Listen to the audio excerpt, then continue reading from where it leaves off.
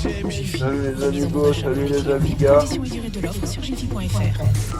Aujourd'hui on écoute des RMTS, on joue à Far Cry 2. Ou par SMS au 732-16, 75 centimes par envoi, plus prix du SMS. Ah ouais.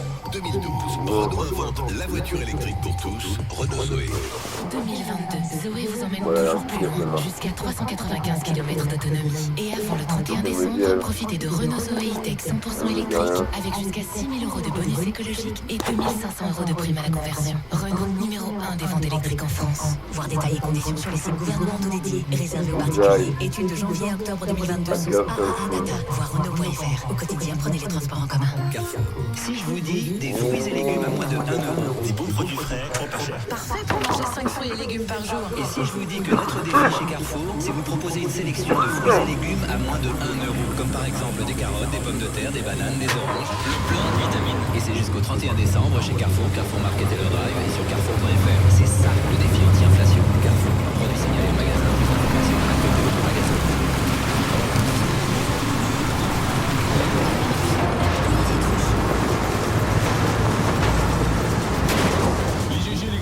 Sur RMC Story, les grandes gueules avec aujourd'hui l'avocat de Sarah Salman, éducateur économique, de Saône-et-Loire, monsieur Didier Giraud des grandes gueules à qui on va demander de désigner la GG de l'année tout à l'heure. Mais c'est vous qui votez sur internet rmc.fr. Quelle grande gueule mérite le titre de GG de l'année 2022? Le président Zelensky, le collectif écologiste Dernière Rénovation, Fabien Roussel, le communiste Christophe Galtier, l'entraîneur de Paris Saint-Germain. On a aussi Louis Bouillard, qui s'était retrouvé seul contre tous sur le plateau de Cyril Hanouna, Rachida Dati, Michel Sardou, Sandrine Rousseau, Michel Hébert, encore l'actrice Annie Dupéré. C'est ça, vraiment un peu ça.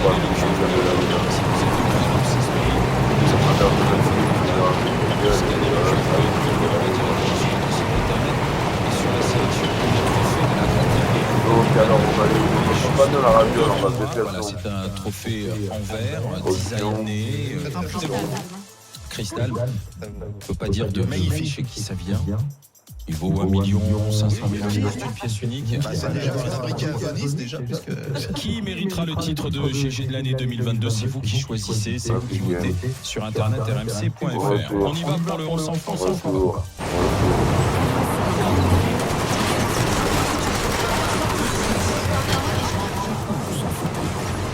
Avec notre productrice Anaïs Sainz. Bonjour Anaïs. Bonjour les GG, bonjour à tous. Paris plongé dans le noir hier soir, 4 arrondissements du centre de la capitale victime d'une panne géante d'électricité en cause 9 barils sur un transformateur et pas du tout un télestage. On s'en fout, tout ça, on s'en fout. Étienne, on s'en fout. Didier, On enchaîne.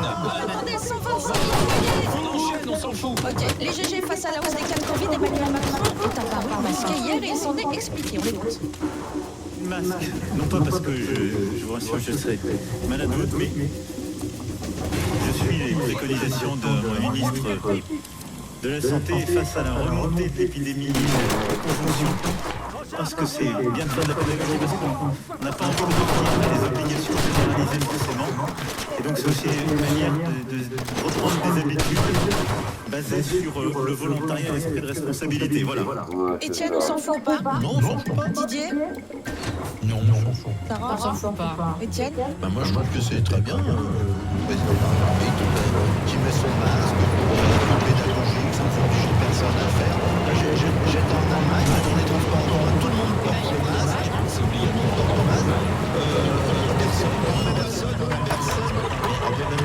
Personne c'est dégueulasse, on nous oblige à mettre un masque. Voilà. Moi je trouve pas que c'est le truc le plus scandaleux de terre. Ce que j'aime, c'est le respect des règles. Si on peut éviter à quelqu'un de tomber malade parce qu'on a un masque, je trouve ça plutôt pas mal. Sarah, pourquoi on s'en fout? Je trouve ça tellement affligeant et ridicule, faut changer d'agence de com à ce stade. Moi, je trouve que c'est une hystérie collective. Si on pouvait se centrer sur les vrais problèmes comme le pouvoir d'achat, on apprécierait. Et Didier?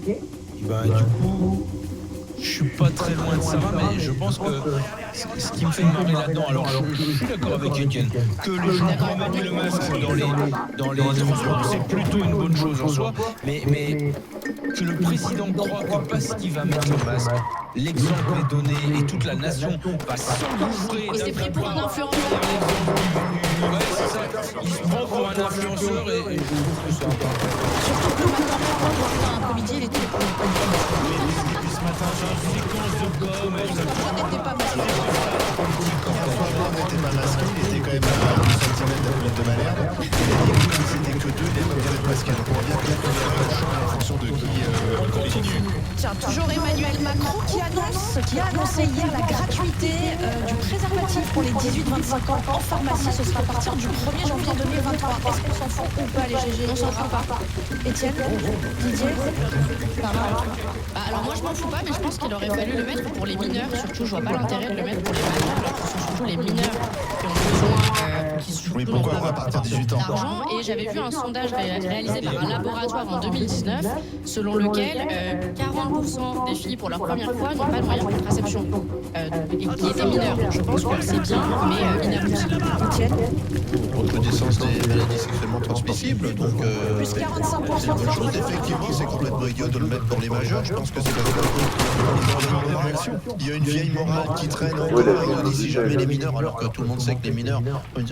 L'âge moyen est L'âge c'est 17,2. 16 ans et demi, c'est pas non plus. Mais en tout cas, il y a quand même des. C'est du conservateur. Non, mais quand on dit que c'est 16 ans et demi ou 17 ans le premier rapport sexuel, c'est le moyen national, ça veut dire qu'il y a des gens Ouais, de mais la non, nation on a particulier, on met ça en ligne. beaucoup plus tard. Donc Oh, le effectivement, il fallait le faire. En 2019, il y avait 14% entre 10 et 14 J'arrive ans. pas bien à parler en même temps que... Mais c'est très bien, oui, mais ça, c'est 14 ans. Moi, j'ai connu l'époque du préservatif gratuit. Déjà, le sida était très puissant et le préservatif était gratuit. Surtout la honte d'aller dans les pharmacies. Tu as toujours un peu honte d'aller acheter un préservatif concerné, mais en même temps, c'est vrai qu'il y a quelque chose de l'ordre moral là. Il me choque un peu de dire que c'est à partir de 18 ans. Enfin. Faut pas que Les GG. Moi, je pense que c'est 16 ans de. Oui, parce que je pense pas que c'est le problème des 25 ans, en fait. Non, voilà, c'est là où ça tombe un peu à côté. Ouais, même la syphilis. Il y a des cas de syphilis dans les hôpitaux parisiens. Je me permets de prendre pour Tous les autres qui ont réhabilité la fée verte, je veux dire, la fée verte, il faut rappeler ce que c'est. C'est l'absinthe, oui, parce que c'est ce que c'est que la fée verte. Mais la fée verte et la syphilis, on est Liban, on est loin. Ah, pardon, mais on fait plutôt du tout. Le GG début de la convention citoyenne sur la fin de vie aujourd'hui. Est-ce qu'on s'en fout ou pas? Sarah, on s'en fout pas. Étienne, On s'en fout pas. À la fin de vie, ça fait un débat. C'est essentiel. Une convention citoyenne sur ça. Moi, je pense qu'il faut effectivement, je pense que c'est pas mal de faire une convention citoyenne sur ce sujet. Je pense qu'il y a parce qu'on voit bien qu'il y a une opposition qui est purement morale, voire religieuse sur cette question, qui reste encore très très présente.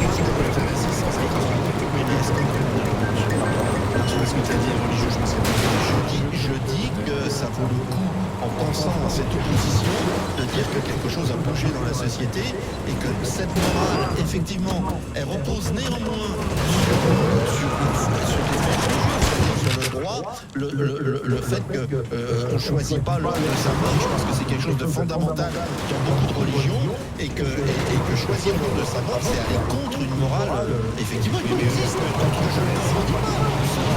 Des questions de droit, aussi la dérive, etc.